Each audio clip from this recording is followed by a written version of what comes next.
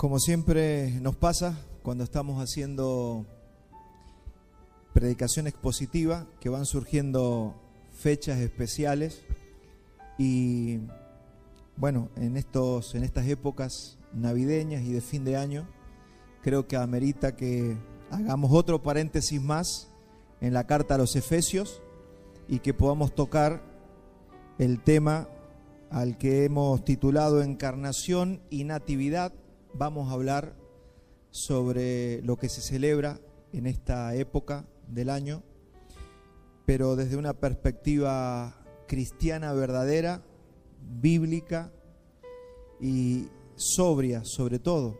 Es necesario que los cristianos no estemos sujetos al espíritu del siglo, al espíritu del mundo, porque entendemos que una vez que el Señor vino a nuestras vidas, nos hizo libres. ¿Cuántos experimentaron la libertad el día que Cristo vino a sus vidas? ¿Verdad que fuimos libres? Fuimos libres de tantos argumentos, pensamientos, cosas que nos ataban. Me adelanto a uno de los versículos que vamos a leer, pero es: la amistad con el mundo es enemistad con Dios. Por eso es que nosotros no tenemos nada que ver con este mundo, ni amamos al mundo, ni queremos saber nada con las celebraciones de este mundo. Ahora sí, amamos a las personas y por eso les predicamos el Evangelio. Eso tampoco hace que nosotros nos retraigamos de la gente, pero nosotros no amamos las cosas que ama el mundo, porque el Espíritu Santo de Dios vino, nos cambió la naturaleza y ahora nos inclina a buscar lo que Dios busca y lo que Dios ama. Entonces, encarnación y natividad van a ser los dos temas que vamos a tocar en esta mañana. Y vamos a ir rápido a la raíz, que es entender de dónde viene esta costumbre de celebrar la Navidad el 25 de diciembre. El 25 de diciembre era una fecha muy importante y siempre ha sido una fecha muy importante para el paganismo. ¿Desde cuándo? Desde los días de Babel. Usted va a encontrar eso en el libro de Génesis.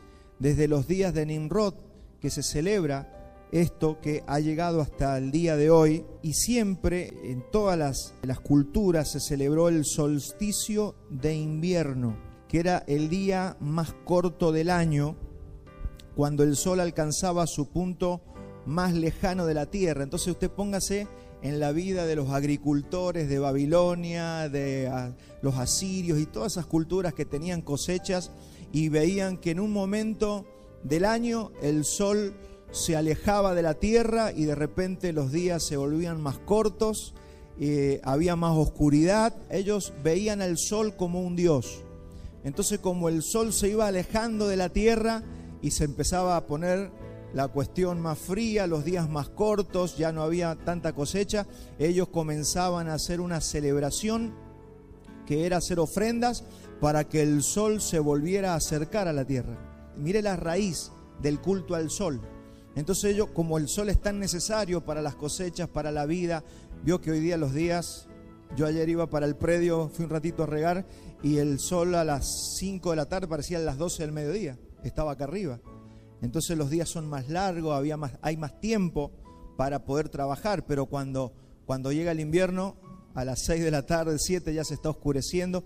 Entonces estas culturas hacían ofrendas y sacrificios a lo que ellos creían que era un dios, el sol, y tenían que hacerlo volver a la tierra. De ahí nace toda esta cultura del culto al sol. Entonces, a partir del 25 de diciembre, usted sabe, en la parte norte del planeta, los días comienzan a alargarse. Y ellos creían que si no hacían estas ofrendas, el sol no se iba a acercar y sus cosechas iban a sufrir. El solsticio de invierno es un tiempo de celebración de la luz en medio de la oscuridad. Eso es lo que ellos celebraban.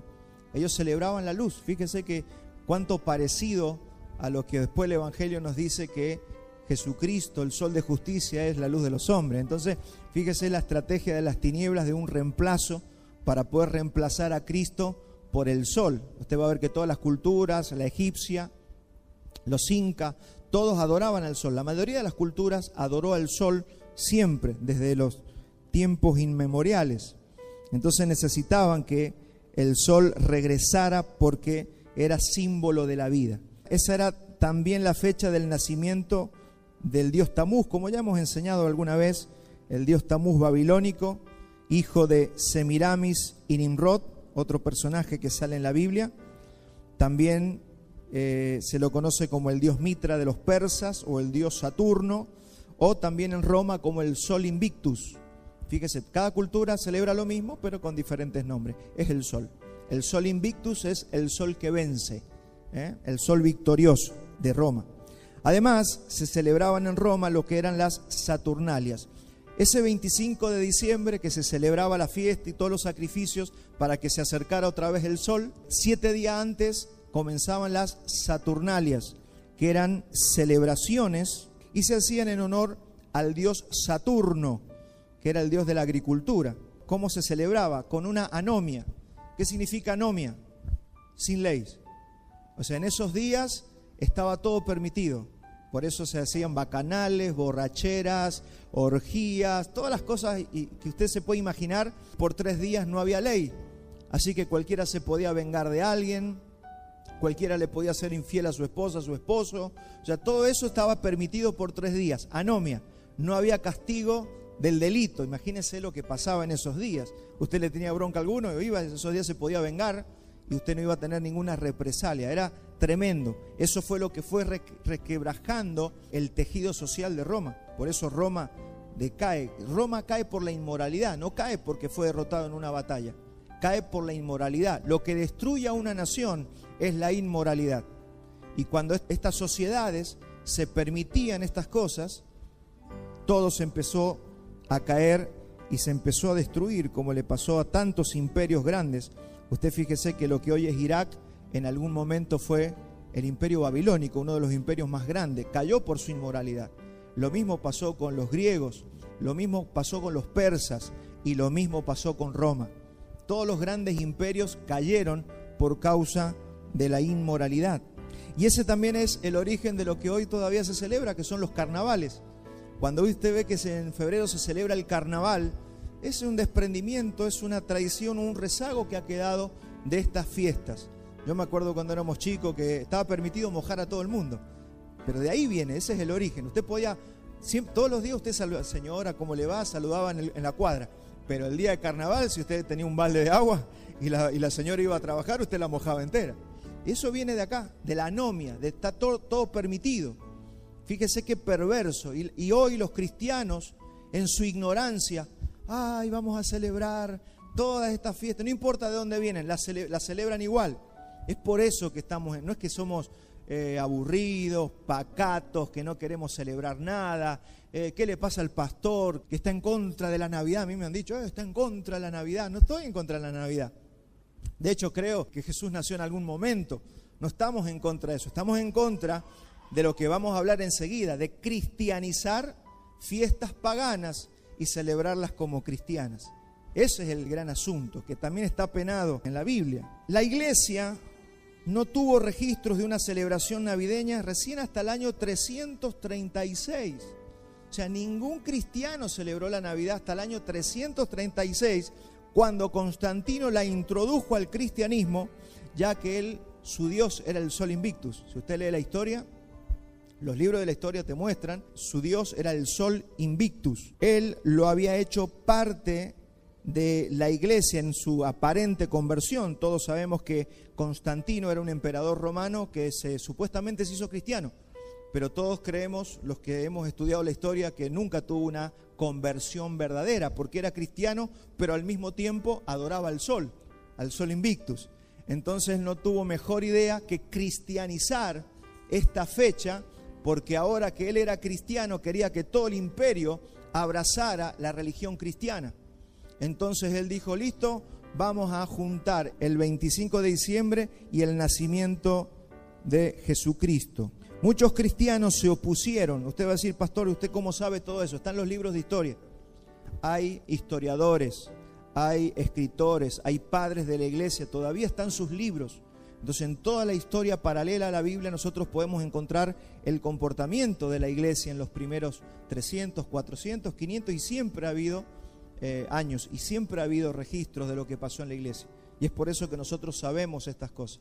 Muchos cristianos se opusieron, por ejemplo, los cristianos de Oriente, los de Antioquía de Siria, los de Egipto y los armenios estuvieron en contra de esta celebración. Y es evidente que Constantino relacionó a Jesucristo con el sol que hace retroceder las tinieblas. Por eso, fíjese que ese 25 de diciembre, que era el solsticio, cuando llegaba al máximo de la lejanía del sol, a partir del 26 ya el sol se comenzaba a acercar nuevamente.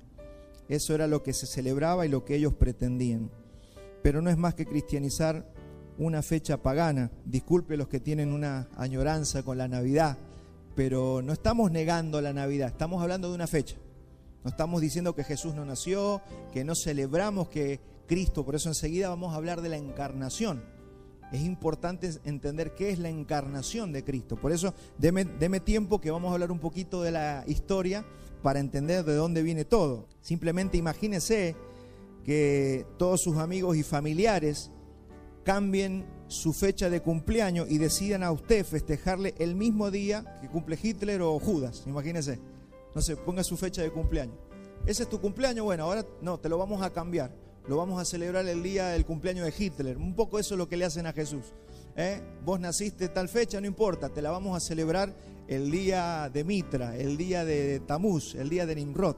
Eso es un poco lo que ha hecho la humanidad. Es una burla a Cristo.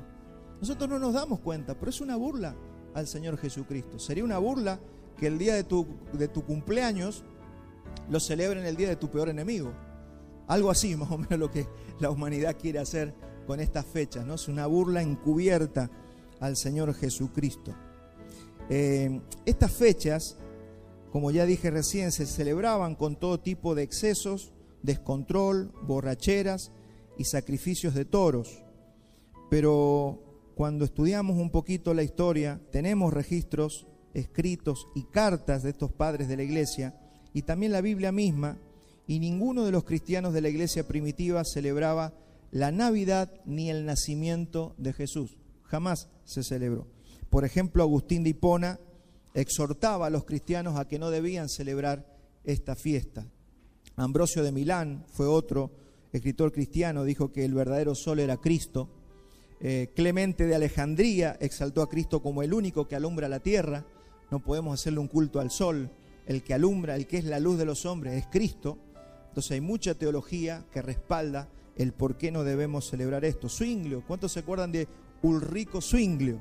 Creo que a José le tocó exponer cuando hablamos de historia de la iglesia. Ulrico Zwinglio decía, lo rechazó y dijo que solamente hay que celebrar lo que la Escritura ordena que hay que celebrar. Nada más que eso. Los puritanos, ¿cuántos se acuerdan de los puritanos ingleses que se habían separado de Roma y buscaban la libertad religiosa? Ellos fueron los que más rechazaron la fiesta de la Navidad. Y en su lugar, en el 621, si conoce un poquito de historia, llegaron en el Mayflower, en ese barco, todos los puritanos a las costas de Estados Unidos para fundar Estados Unidos y crearon, en lugar de la Navidad, un mes antes, el que se conoce hoy como el Día de Acción de Gracias, que es un agradecimiento también a las cosechas, pero es un agradecimiento a Dios. Ellos buscaron un día para agradecer a Dios, pero no cristianizaron una fecha pagana para celebrar. Entonces los cristianos primitivos hacían todo el énfasis, ¿dónde? En la muerte y resurrección de Cristo, no en el nacimiento. El énfasis estaba hecho en la muerte y no en el nacimiento. Acompáñeme a Hechos 4:33. Cuando los apóstoles predicaban en la carta a los Hechos, dice Lucas, y con gran poder los apóstoles daban testimonio de la resurrección del Señor Jesús y abundante gracia era sobre todos ellos. Ahí está el mensaje. El mensaje está en la muerte y resurrección. Y no está mal, como vamos enseguida a hablar del nacimiento y de la encarnación, pero eso es lo que prepara al mensaje principal, que es la muerte y resurrección de Cristo. De hecho, por los registros, y de hecho hace algunos años me tomé el tiempo de estudiar los calendarios hebreos, podemos decir que el Señor Jesús no nació en diciembre en un solsticio de invierno, sino que nació en otoño, a mediados de septiembre, en Belén de Judea. Esa es más o menos la fecha del nacimiento de Jesús y sepa que todo en la Biblia se puede datar, no para predecir, sino para ver en qué fecha pasó.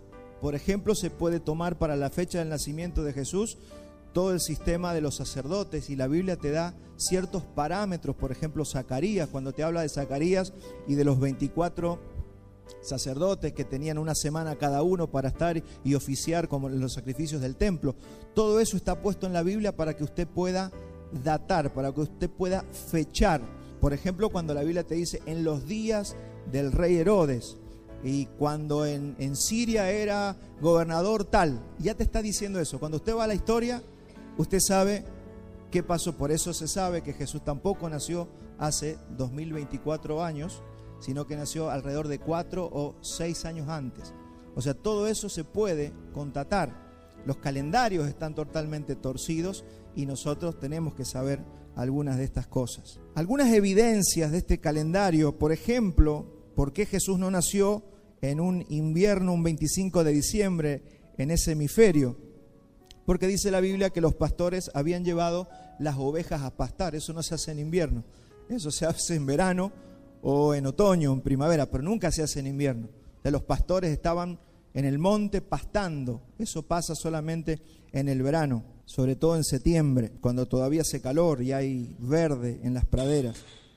Además hubo un censo. Fíjese que Lucas, en Lucas 2.1, no lo vamos a leer porque no lo puse, pero Lucas nos da otra referencia que dice que hubo un censo de empadronamiento que había mandado hacer Augusto César. Había ordenado empadronar a todas las personas. ¿Por qué Roma quería empadronar gente? Y porque si hay registro hay impuestos. Así que todos tenían que estar empadronados para que no se escapara ninguno de pagar impuestos. Y para empadronarse cada uno tenía que ir a su lugar de nacimiento, que eso fue lo que pasó con José y con María. José era de una ciudad y se había ido a vivir a 150 kilómetros de su casa. Así que cuando hubo empadronamiento tuvo que iniciar un viaje de 150 kilómetros a pie o en camello, como se usaba en aquellos días. Así que sí o sí un empadronamiento se hacía, siempre se hizo en verano.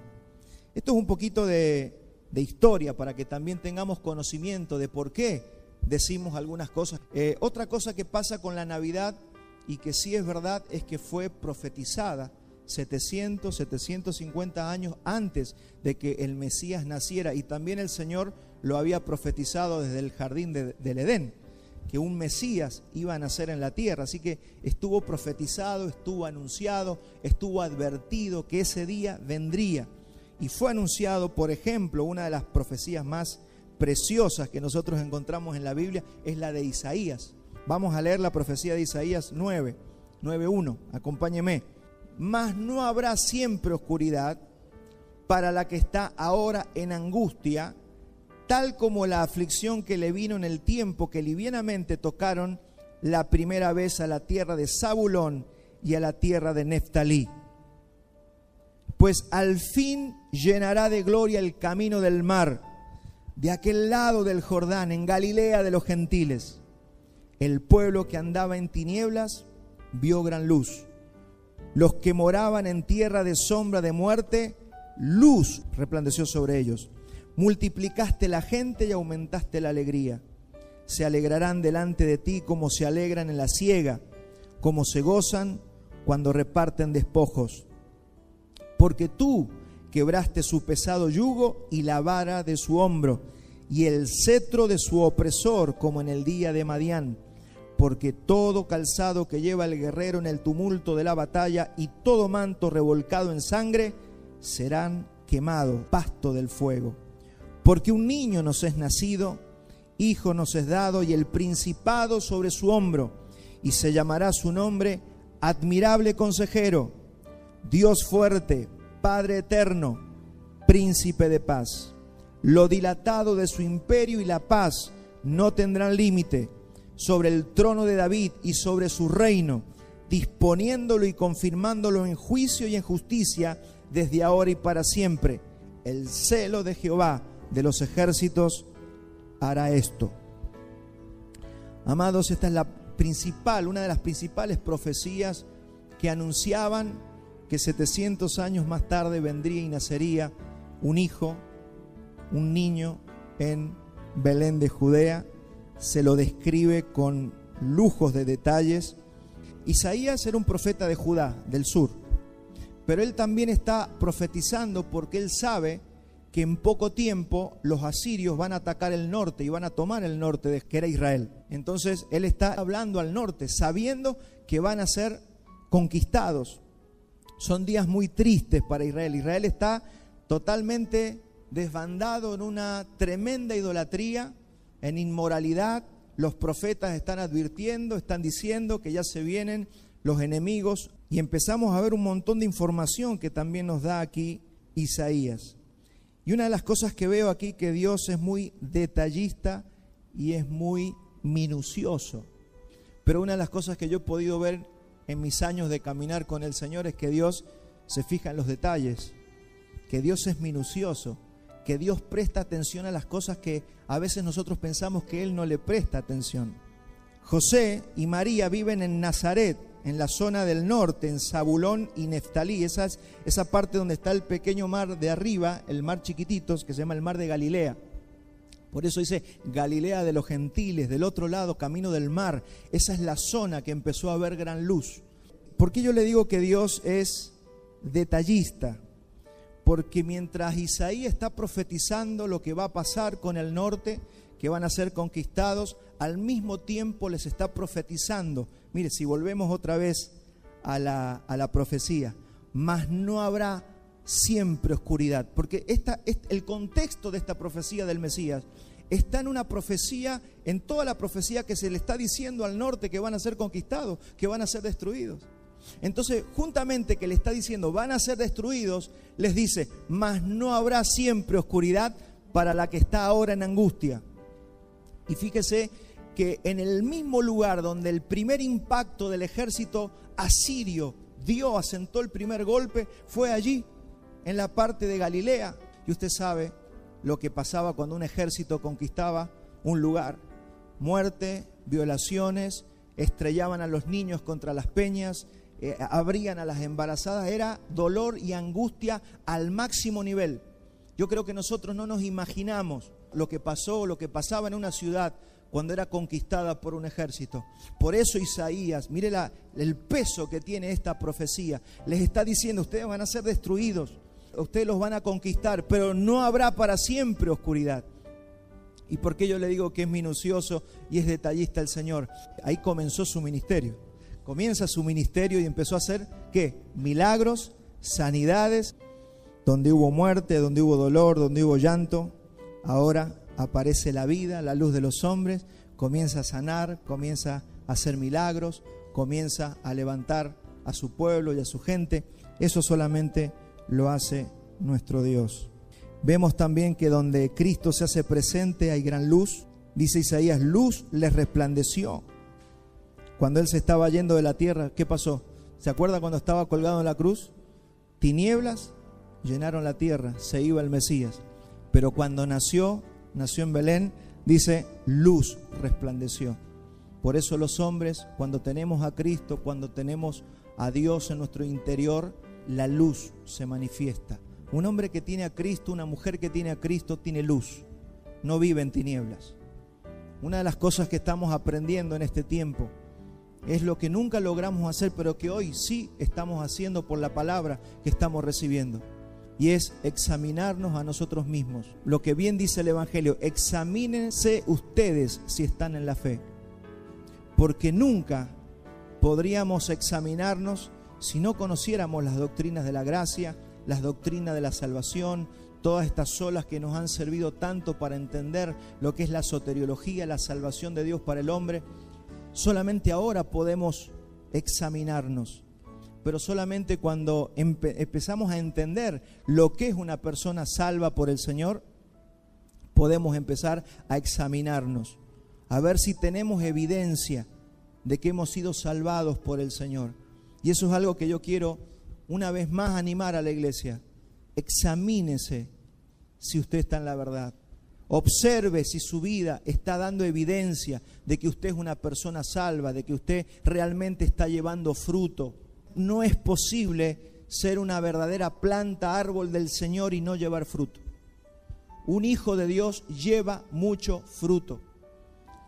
Y aunque podamos pasar momentos así, a inviernos, donde se cae el fruto y la hoja, pero siempre hay un verano y vuelve a nacer el fruto. Mi hermano, si usted desde que ha conocido al Señor no ha dado fruto nunca, usted tiene que venir a Cristo. Si usted no ha visto que hay fruto de perdón, fruto de amor, fruto de paciencia, fruto de transformación en su vida, y usted ha cambiado como verdaderamente dice Gálatas, que hay un fruto que es el fruto del Espíritu, y usted y yo no estamos viendo eso en nuestra vida. Nosotros no nos podemos engañar de que somos creyentes, cristianos y nos vamos a ir al cielo. No, lo que tenemos que hacer es reaccionar y venir a Cristo, porque ahí está el peligro. ¿Cuál es el peligro? ¿Por qué nosotros en todos estos últimos años hemos salido de ese evangelio liberal? Porque en el evangelio liberal, si usted está sentado en una iglesia, usted es un hijo de Dios. Pero nosotros no podemos caer en esa simpleza. Es muy triste pensar que entre nosotros puede haber gente que no nos vayamos a ver en la eternidad. Es muy triste pensar que haya personas aquí que todavía no han recibido el Espíritu Santo, aunque puedan creer que son cristianas. Y ahí donde nosotros, mire, usted va a decir, pero pastor, usted me está incomodando porque me está haciendo dudar de mi salvación. Yo quiero que sepa que yo no estoy haciendo dudar a nadie de su salvación. Lo que estoy haciendo es que usted se examine y yo me examine. Y mire, si hay alguien que se ha examinado en este tiempo, he sido yo. Y me estoy mirando y veo cosas que no me gustan y cosas que veo que tengo que corregir y tengo que mejorar y tengo que cambiar. Pero eso es lo bueno de la palabra. La palabra nos hace examinarnos. Y usted y yo debemos examinarnos permanentemente. Y eso hace la palabra. La palabra es una luz que se enciende y nos hace examinar cada día. Y hace que nos cuestionemos. Solamente ahí está el cambio. No vamos a cambiar si no tenemos un examen permanente de nuestras vidas. No para dudar de nuestra salvación, sino para ver si verdaderamente tenemos fruto. Y eso es en algo en lo que tenemos que trabajar y estamos trabajando. Entonces toda vida donde esté Cristo tiene luz, hay gozo y hay paz, porque dice, no habrá para siempre oscuridad. Si nació el Mesías en tu interior, si nació el Mesías en mi interior, entonces no puede haber oscuridad para siempre. Tiene que haber gozo y tiene que haber paz. Yo encontré la paz el día que vino Cristo a mi corazón. El día que Él me salvó, encontré la paz. Yo antes no tenía paz. Yo todo lo que hacía era para tener paz. Y buscaba felicidad, y buscaba divertirme, y buscaba. Nada te daba la paz, nada te daba la felicidad ni la realización hasta que Cristo viene a tu interior. Cuando Cristo viene por su Espíritu, entonces hay luz y hay paz en el interior.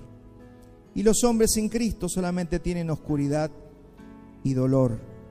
Si vemos a Dios, Dios obra con un patrón de debilidad humana. A Dios le parece que le encanta trabajar en la debilidad. Por eso Pablo dice, ¿no? Tu poder se perfecciona en mi debilidad. De hecho, Dios le dice, mi poder se perfecciona en tu debilidad. O sea, no es que seas fuerte, el tema es que hayas creído. Yo no estoy buscando que vos seas fuerte, dice el Señor, estoy buscando que me hayas creído. Porque si me has creído y eres débil y lo puedes reconocer, entonces yo puedo obrar en tu vida. Eso es un poco lo que el patrón de cómo Dios funciona. Y esa luz y esa libertad van a ser traídas, fíjese, por medio de un bebé. Porque Dios podría haber diseñado, no sé, cualquier tipo de plan, pero a Él se le ocurrió que naciera un niño en Belén. Eso fue lo que se le ocurrió a Dios. ¿Cómo voy a salvar al mundo? Con un bebé indefenso. Isaías dice que será como en el día de Madián. Estoy haciendo referencias a la profecía que acabamos de leer. ¿Qué pasó? ¿Cuál es el día de Madián? ¿Cuántos se acuerdan cuando Gedeón tenía que enfrentar un ejército y el Señor le dijo, no, tenés mucha gente? Despedí soldado y quédate con 300. Con esos 300 vas a ir a enfrentar un ejército de miles. Por eso digo que el patrón de Dios es obrar en la debilidad, porque si no nos llevamos toda la gloria a nosotros. Si usted es muy habilidoso en los negocios, si usted es muy habilidoso en todas las cosas de la vida, entonces usted se va a llevar siempre la gloria.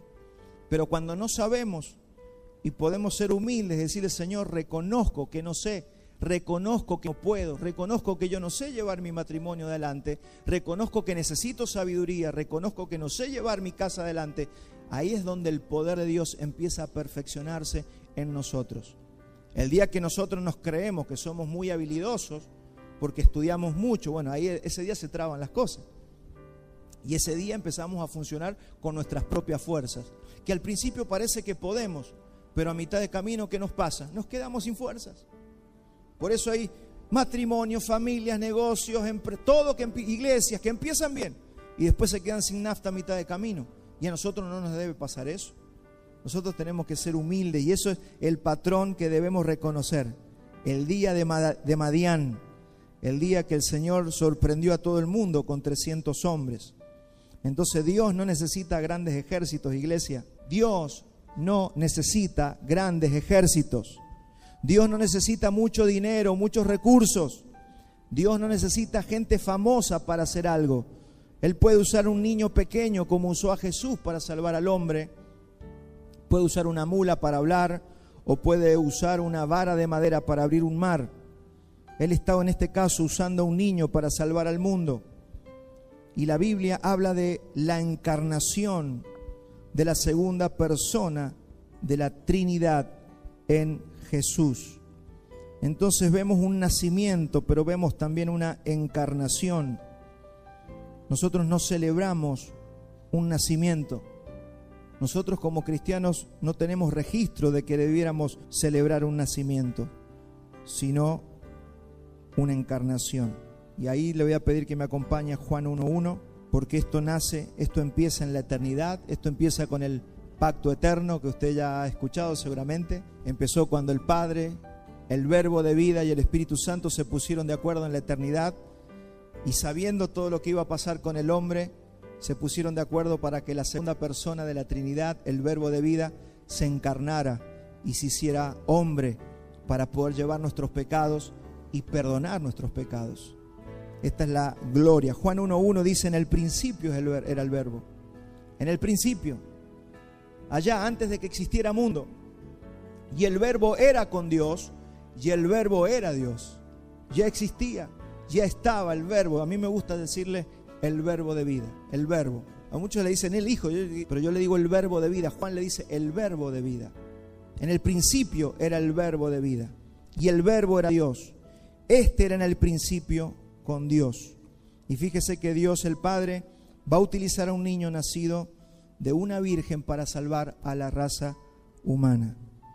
La palabra Navidad es una palabra latina, está compuesta, ¿no? Es Nati, no es la Nati González ni la Nati Acosta, es la Nati de nacimiento. Nati significa nacimiento y vita o vita viene de vida, es un nacimiento que da vida. Eso significa natividad. La pregunta es: ¿qué pasó aquellos días? Y claro que sí, que aunque nosotros no hacemos una celebración desmedida, sí debemos conocer lo que pasó en aquellos días. Y hoy tenía ganas de hacer un poco de historia y refrescar, y los que no conocen, conozcan lo que pasó en aquellos días, que fueron los días donde nació el Salvador aquí en la tierra. Hay profecías hechas desde el jardín del Edén. El mismo Dios le dijo a Adán y Eva que un día vendría alguien que vencería el pecado y la muerte y que rescataría al hombre. Hay profecías dadas. También Zacarías, Jeremías, Ezequiel, los profetas hablaron de lo que iba a pasar, de que un Salvador vendría a rescatar a la raza humana. Y había llegado el tiempo, llegó el tiempo.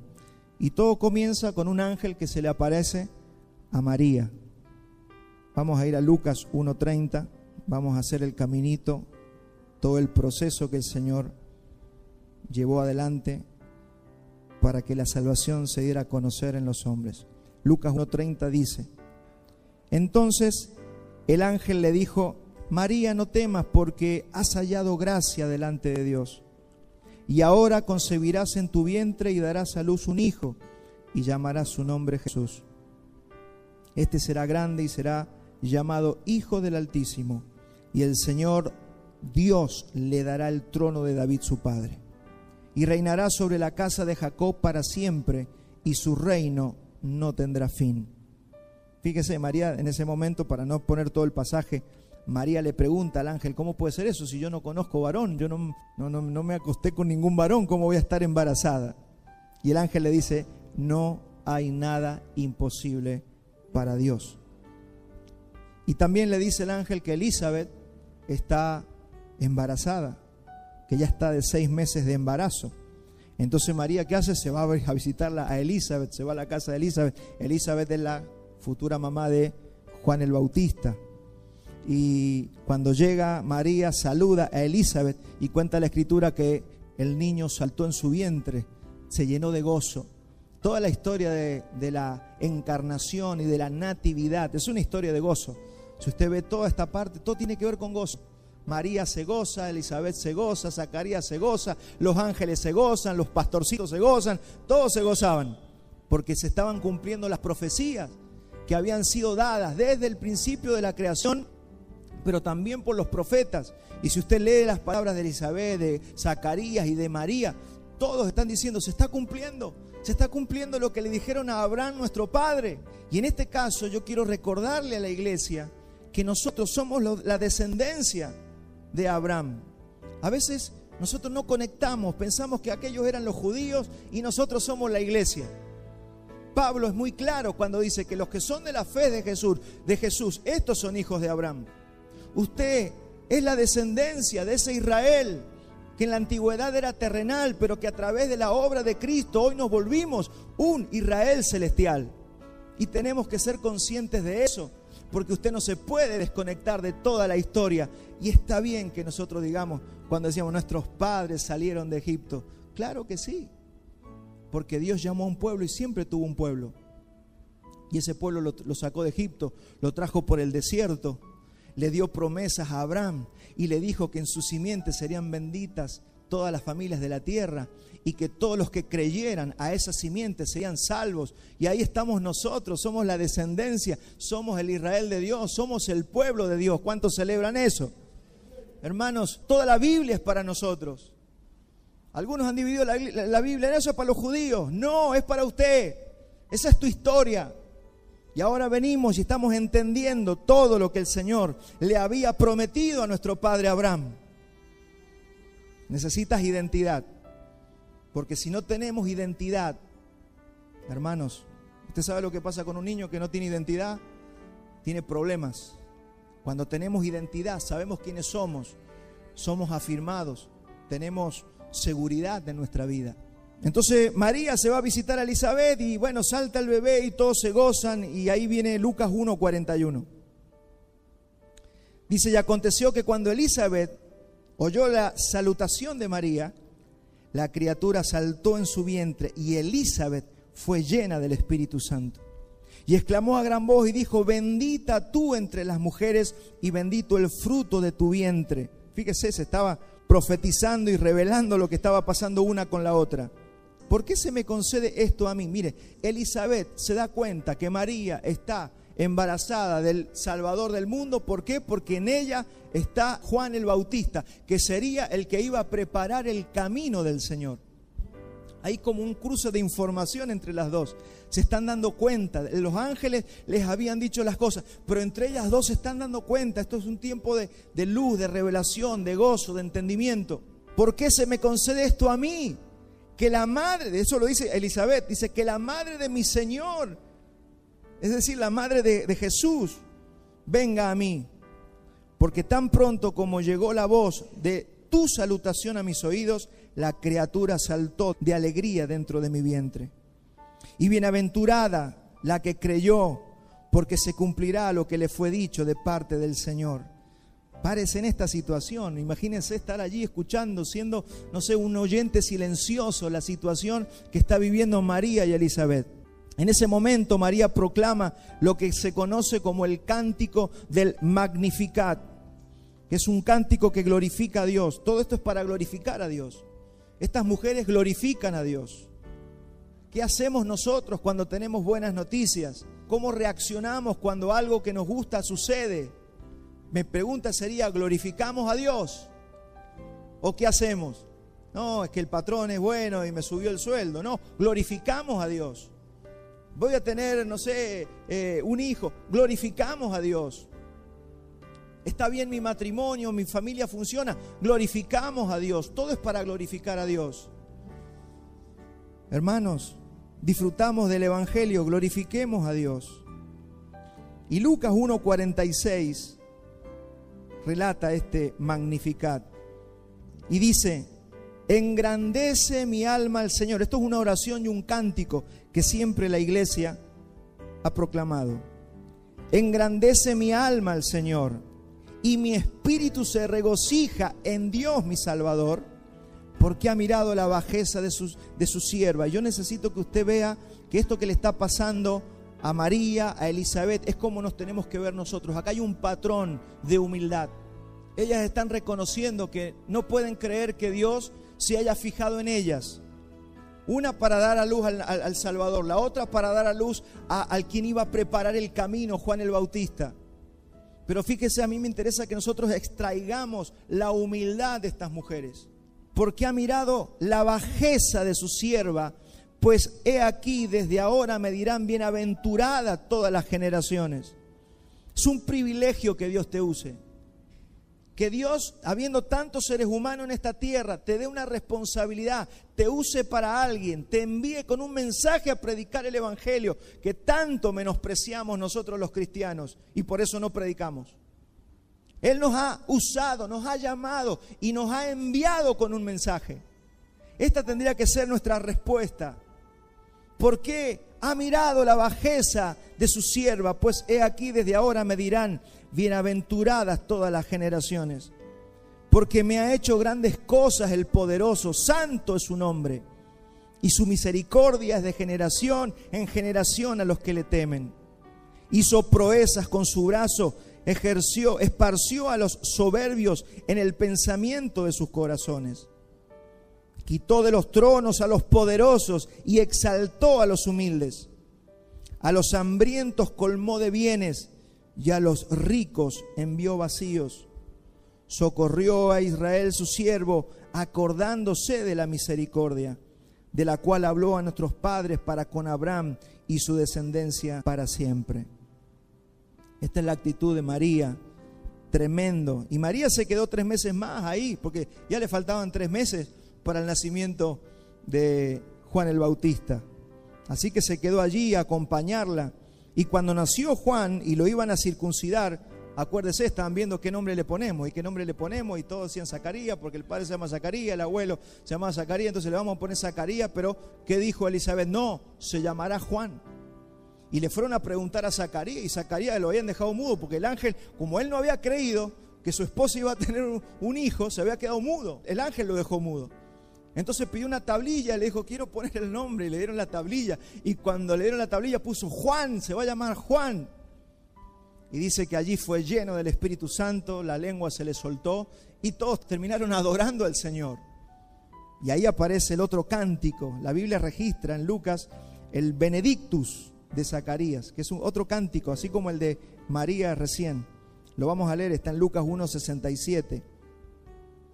Dice, y Zacarías su padre fue lleno del Espíritu Santo y profetizó diciendo, bendito el Señor Dios de Israel, que ha visitado y redimido a su pueblo.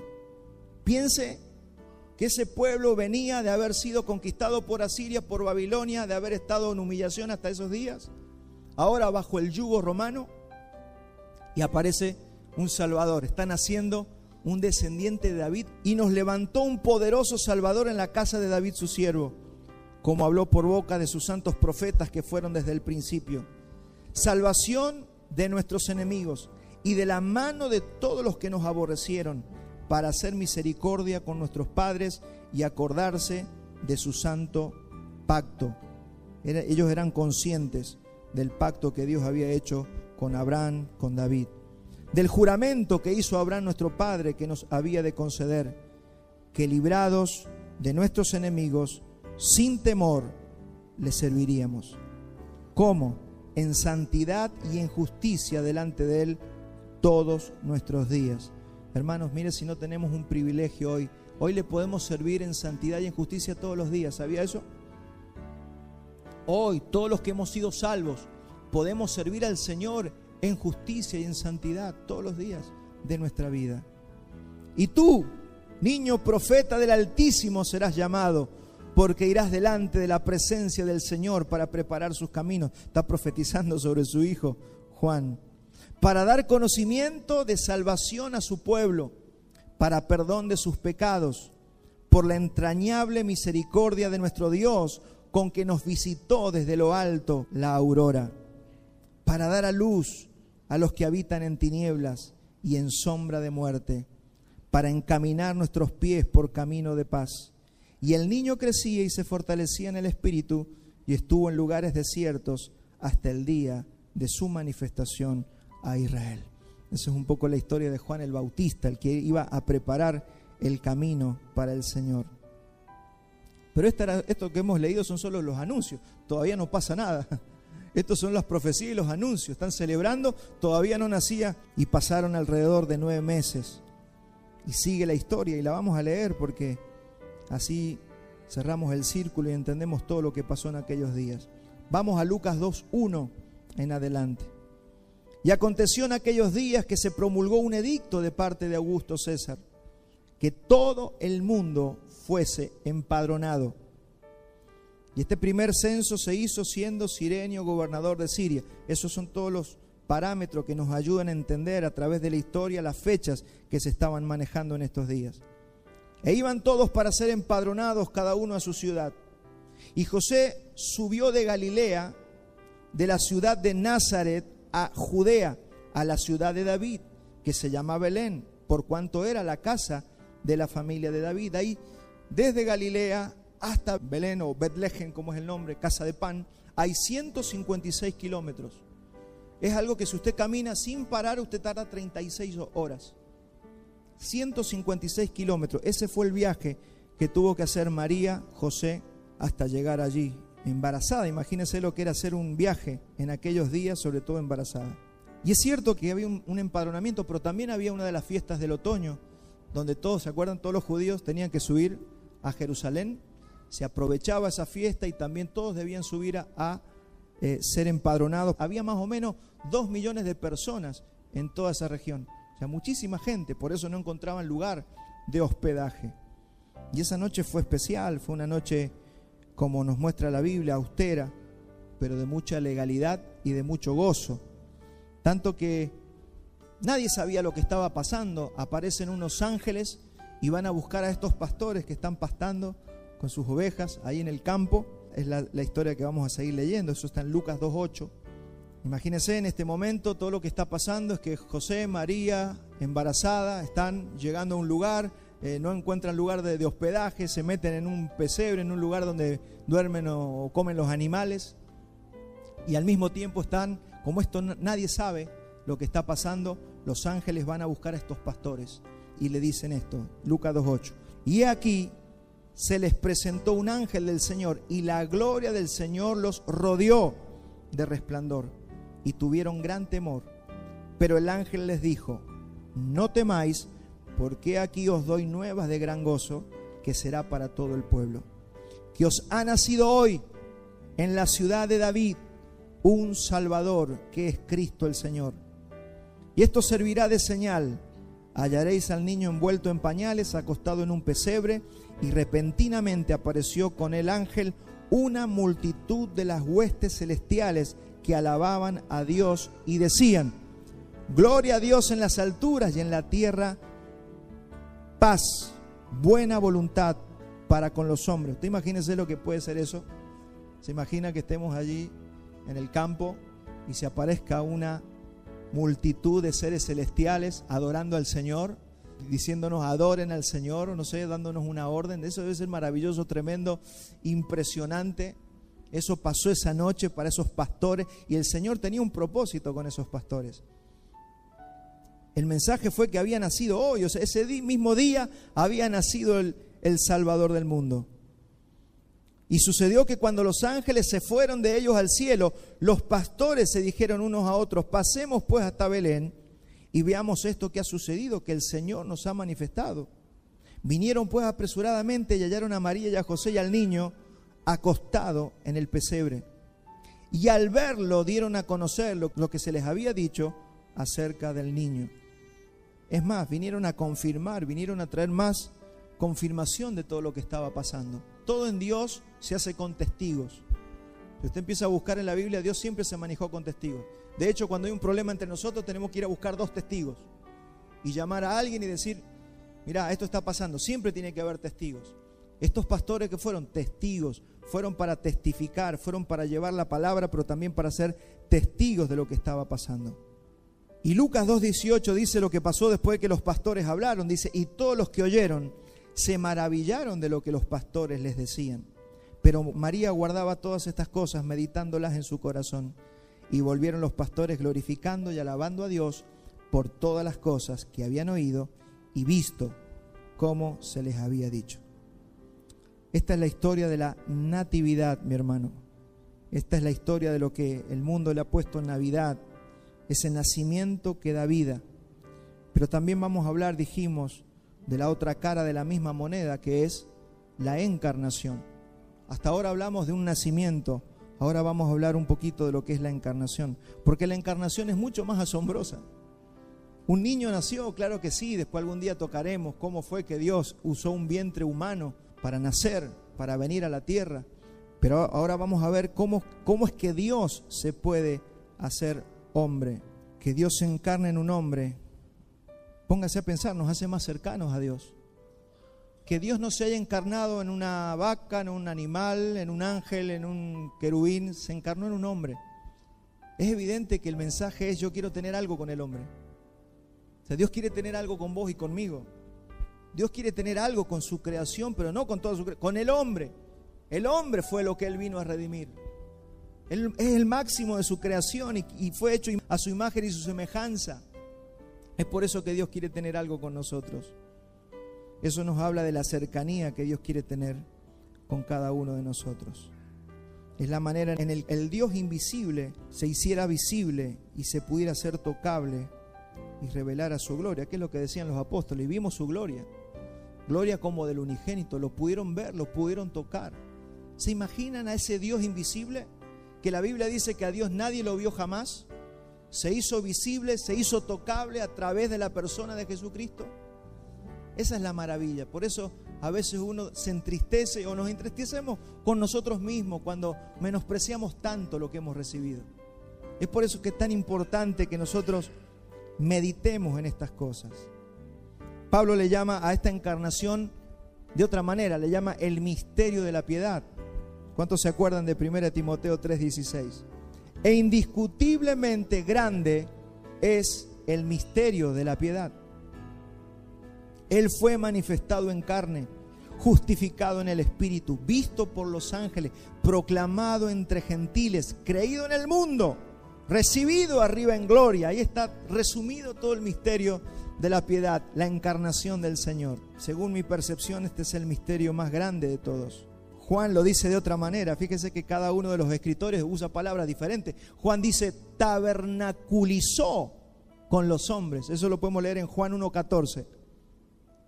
Dice, y el verbo se hizo carne y tabernaculizó entre nosotros y contemplamos su gloria, gloria como del unigénito del Padre, lleno de gracia y de verdad. ¿Cuántos se acuerdan del gráfico que vimos la semana anterior? Cuando vimos que se fue el jardín del Edén, luego del pecado, fue quitado de los hombres, desapareció, y después vinieron algunos puntos de contacto. Vino el tabernáculo, vino el primer templo, vino el segundo templo. La cruz es ese punto de contacto que Dios está haciendo con el hombre. Es la última estación antes de la venida. Es Dios recuperando a su creación, al hombre. Y eso es tabernaculizó. Esto se va a cumplir, esta flecha se va a cumplir en Apocalipsis 21. Dice, yo oí una gran voz procedente del trono que decía, he aquí el tabernáculo de Dios con los hombres, y morará con ellos, y ellos serán pueblo suyo, y Dios mismo estará con ellos, y enjugará toda lágrima de sus ojos, y ya no existirá la muerte, ni habrá ya llanto, ni clamor, ni dolor, porque las primeras cosas pasaron. El tabernáculo, esa nueva Jerusalén, no es otra cosa que el mismo Cristo. Por eso dice, el que venciere lo haré columna del templo de mi Dios. Es una figura. No es que te van a poner de ladrillo en un edificio construido en el cielo. O sea, somos el cuerpo de Cristo, somos parte de Cristo, del tabernáculo de Dios. Así imagínense lo que es ser parte del Señor.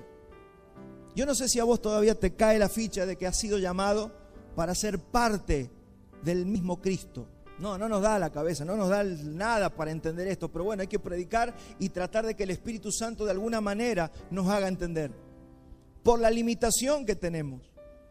Pero ¿sabe lo que estamos diciendo? Que vamos a ser parte de Cristo, vamos a ser columnas del templo.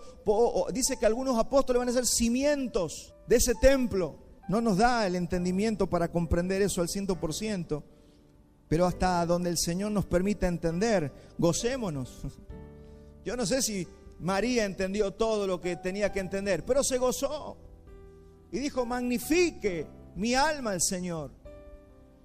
Zacarías no entendía nada, a veces no creía, pero dijo: bendice mi alma al Señor. Y que eso no sea una exclamación evangélica en nosotros, sino que sea una realidad viviente, de que vivamos gozo, a pesar de circunstancias, de situaciones, de las cosas que nos salen mal, pero ser llenos de gozo todo el tiempo, de saber quiénes somos, de saber que hemos sido salvados y llamados por el Señor para vivir toda una eternidad con Él. Cristo es el tabernáculo, Cristo es el templo y la nueva Jerusalén, Él es el templo y Él es el jardín del Edén. Por eso nosotros no armamos un pesebre de la misma manera que si yo voy a su cumpleaños, usted no. Imagínense que yo voy a su cumpleaños y cada vez que yo voy a su cumpleaños usted me saca una foto de usted en la cuna. ¿Qué tiene que ver la cuna con su cumpleaños? Eso es el mundo. Nació Jesús y sacan la foto del pesebre. ¿Para qué? Nosotros no celebramos un nacimiento. Nosotros sí celebramos algo y no lo hacemos un 25 de diciembre, sino cada vez que nos reunimos. Lo podés celebrar todos los días en tu casa, que es que Dios se hizo hombre. Y eso sí, hermanos, celebrémoslo a cada instante de la vida. Dios se hizo hombre. Va a predicar, Dios se hizo hombre. Estamos en casa, Dios se hizo hombre. Dios se hizo hombre para salvarnos. Y aquí entender un poquito el misterio de la encarnación. Mire, si habrá habido discusiones en la iglesia por toda la historia. ¿Cómo es esto de que Dios se hace hombre? Los judíos todavía no lo pueden entender. Un judío escucha a un cristiano y dice: están locos. Y ese es el punto por el cual ellos rechazan el cristianismo. Dios no se puede hacer hombre. Ahora, para resumirlo, no podemos tocar toda una doctrina hoy, pero ¿qué significa Dios hecho hombre? ¿Qué significa la encarnación? Significa que Él es Dios y hombre al mismo tiempo. Piensen esto. Que Dios se haya hecho hombre en Jesús significa que Cristo es 100% naturaleza humana y 100% naturaleza divina. Al mismo tiempo, ese es el misterio de la encarnación. ¿Pero cómo? Si Él sufrió. Sí, pero ¿cómo? Porque en un momento se enojó, pero sí, y empiezan y eso le ha pasado a todos los cristianos durante toda la historia. Nosotros con que sepamos esto, que Él es 100% Dios y a la vez 100% hombre, y que cada una de sus naturalezas conserva todos los atributos al 100%. O sea, Él es 100% hombre y conserva todos los atributos de hombre. Él es 100% Dios y conserva todos los atributos de Dios al 100%. De hecho, hubo una discusión muy grande en el año 451 y se hizo un concilio llamado el Concilio de Caledonia, donde se reunieron todos los cristianos y defendieron la doctrina de las dos naturalezas de Cristo en contra del monofisismo, que era, no, es una sola naturaleza. Había una parte, un sector que decía, no, es solo Dios o es solo hombre. No, ¿qué decía el cristianismo verdadero? Es todo Dios y es todo hombre al mismo tiempo. Este es el misterio de la encarnación. Esta es la doctrina del Dios hecho hombre. No estoy filosofando, estoy hablando de lo que la iglesia tiene como fundamento de fe. Y que todo cristiano tiene que saber. Que salió un mentiroso llamado Eutico, que aseguraba que Jesús al encarnarse no tenía las dos naturalezas sino una. Entonces, para que usted sepa cómo fue Jesús en la tierra, Jesús como hombre era finito, sufría hambre, sufrió dolor, tuvo sueño, iba al baño, De niño le cambiaban los pañales a Jesús. Se hacía popó. Pero era 100% hombre. Y en la cruz, claro, preguntó: Padre mío, ¿por qué me has desamparado? Porque era 100% hombre. Pero como Dios era eterno, lo vimos en la profecía, era eterno, admirable, consejero, Dios fuerte, Padre eterno, príncipe de paz, omnipotente, omnisciente, omnipresente, increado, santo, justo, perfecto, y todos los atributos de Dios los tenía Jesús. O sea, era todo hombre y todo Dios al mismo tiempo. Claro, era maravilloso ver. Imagínense lo que decían los apóstoles: y nuestros ojos vieron su gloria y lo tocamos. Es maravilloso. Bienaventurados, lo vieron con sus propios ojos, fueron testigos de su muerte y resurrección. Ese es el misterio. ¿Cuántos pueden ver ese misterio por el Espíritu? Son las dos naturalezas en una sola persona. Este es el misterio de Cristo. Colosenses 2:2. Para que sean consolados sus corazones, unidos en amor, hasta alcanzar todas las riquezas de pleno entendimiento. Eso es lo que se espera de vos, iglesia. Por eso hablamos de estas cosas. Que alcances, que logres alcanzar todas las riquezas del pleno entendimiento, a fin de conocer el misterio de Dios el Padre y de Cristo. Es lo mismo que dijo Isaías cuando leímos recién: niño nos es nacido, hijo nos es dado. El niño nació, pero el hijo nos fue dado. Fíjese que allí es la explicación de este misterio. Por eso estamos hablando del nacimiento y estamos hablando de la encarnación. Un niño nació y un hijo se encarnó.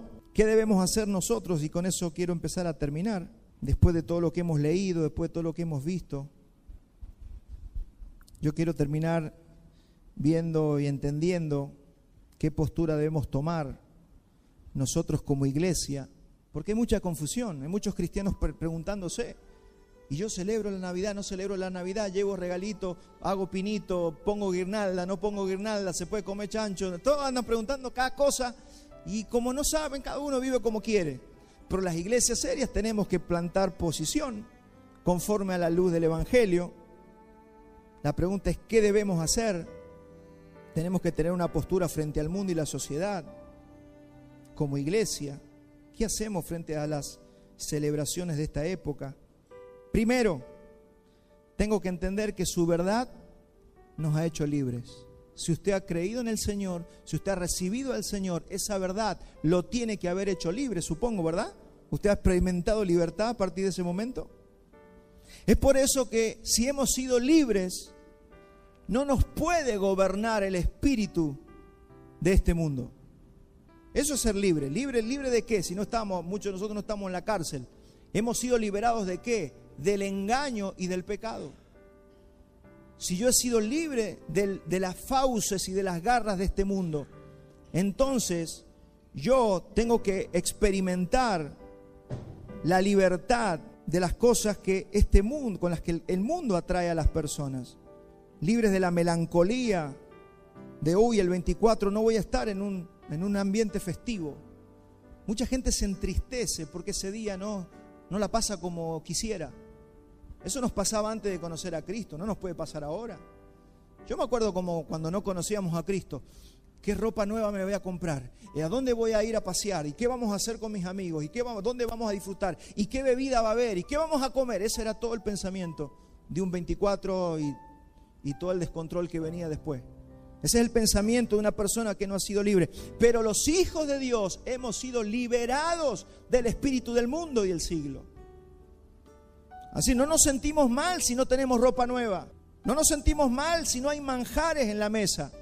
No estamos tristes si no tenemos fuegos de artificio. Uy, que para mí si no había cañita voladora y petardos no era Navidad, cuando era chiquito, ¿no? Bueno, ahora los niños y los jóvenes tienen que saber que no hace falta nada de eso. O si no hemos decorado la casa. Veía en Estados Unidos el gasto desmesurado por decorar las casas. Increíble. Vean algunas fotos en internet cómo decoran las casas. Es maravilloso, es admirable. Pero imagínense la gente ahí si no decoramos la casa. Yo sé que acá mucho no se ve, pero en otros países se ve muchísimo el decorar la casa. Hemos entendido y tampoco menos los deseos de borrachera o de qué pareja voy a tener para ir a la fiesta o qué deseos de descontrol como tiene esto. Hermano, no puede estar eso en nosotros. Los verdaderos hijos de Dios, los que hemos encontrado la libertad y la luz, no nos movilizan esos sentimientos. Segundo, la fecha, como hemos visto, no significa nada. Es más, hemos visto cómo es una fecha pagana cristianizada por creyentes carnales.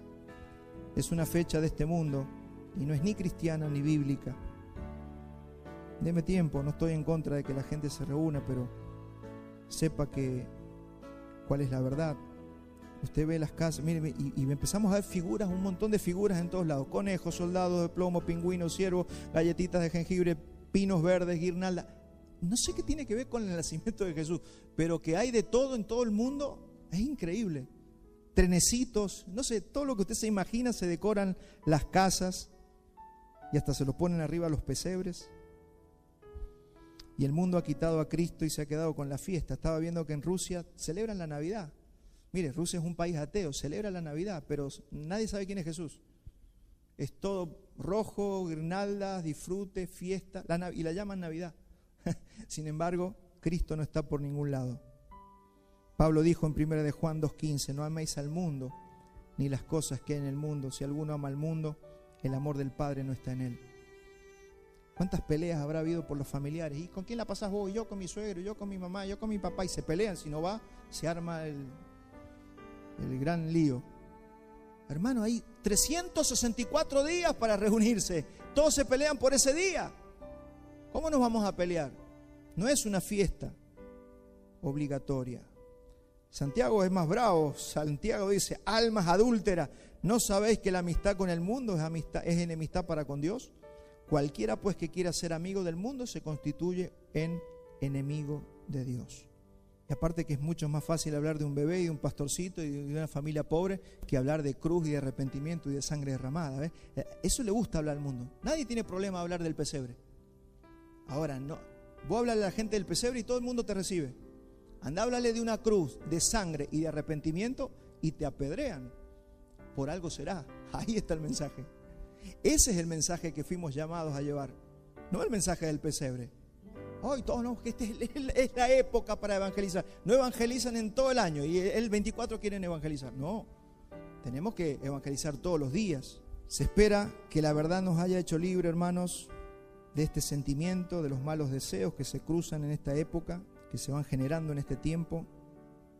Si usted me pregunta a mí personalmente, es un feriado más, me junto con gente, podemos cenar, podemos comer juntos, a veces con familia, a veces con amigos, a veces con personas o hermanos, pero no estamos celebrando la Navidad, no estamos celebrando nada. Ahora, consejo, aprovechemos para estar con hermanos, por ahí que no compartimos muy asiduamente, no hay problema, es un feriado más. ¿Se puede aprovechar para predicar el Evangelio? Sí, claro que sí. Si tenemos la oportunidad, evangelicemos. Hay gente, la mayoría de la gente está viendo qué va a comer, pero hay gente sensible, hay gente triste en esos días, porque le pasa esto que yo le decía recién, que no tiene su ropa, no tiene su manjar, no tiene sus fuegos de artificio, no tiene su fiesta, o no tiene pareja. Bueno, la gente está triste, ahí le podemos hablar del Evangelio, pero no podemos andar buscando nosotros, como gente que tiene luz. Ay, ¿cómo la voy a pasar el 24 a la noche? Si es que hemos sido libres por la palabra del Señor.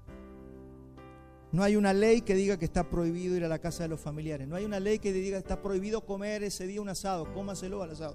Comamos asado, no hay problema. Quiere comer lo que quiera comer, quiere comer un manjar, cómalo. Sepa que usted tiene que ser libre en su espíritu primero. Y cuando estamos libres en el espíritu podemos hacer cualquier cosa. Por eso Pablo dice, yo puedo comer lo que venga, yo por causa de conciencia. Ahora, mientras yo no dañe la conciencia de otro, ahí me tengo que retener, por más que para mí no sea pecado. Entonces tengamos cuidado, se aplica el mismo principio de lo sacrificado a los ídolos en estos días. Tengamos cuidado qué hacemos y cómo nos comportamos en estas fiestas donde el mundo celebra todo lo que ya hemos dicho. Aproveche para morir y para negarse a usted mismo. Los incrédulos valoran mucho en estos tiempos que haya alguien que no esté buscando su propio bien y que ayude a otros. Eso sí, es aprovechable para esta época. Así que usted puede aprovechar estas fechas y podemos predicar el Evangelio. El pesebre explica la cruz, pero el pesebre no es el mensaje. El pesebre sirve para explicar por qué hay una cruz, pero no fuimos llamados a predicar el pesebre, vamos a predicar la cruz. Y eso no niega que todo lo que hemos leído recién sea una historia apasionante, que tenemos que estudiarla, que hay doctrina allí. Estudiemos la natividad, que nos apasione, que nos guste, hablemos, prediquemos de la natividad. No hay problema con eso. Enseñemos. Es digna de ser estudiada, contada y escudriñada, llena de verdades maravillosas. Pero mi hermano, el mensaje siempre tiene que ser la cruz. En cuanto al consejo para la iglesia, aconsejar lo mismo que los apóstoles le dijeron a los gentiles cuando se armó el concilio de Jerusalén y se estaban viendo a ver qué van. Che, ¿qué hacemos? ¿Qué se come? ¿Qué no se come? Mire, lo leemos en Hechos 15, 28 y terminamos. Porque ha parecido bien al Espíritu Santo y a nosotros no imponeros ninguna carga más que estas que son necesarias. Que os abstengáis de los sacrificados a los ídolos, de sangre, de ahogado y de fornicación, de las cuales cosas, si se guardan, bien haréis. Y me gusta la parte final, pásenlo bien. Así que en estas fiestas, hermano, habiendo sido libres de todo el engaño y del espíritu del siglo, tenga sabiduría, coma lo que quiera, pásela bien, pero absténgase de todo lo que hablamos recién. Si hacemos eso, bien haremos. Y con eso terminamos nuestro mensaje en esta mañana. Póngase de pie, quiero que oremos. Y espero que haya traído un poquito de luz a nuestra forma de ver estos tiempos.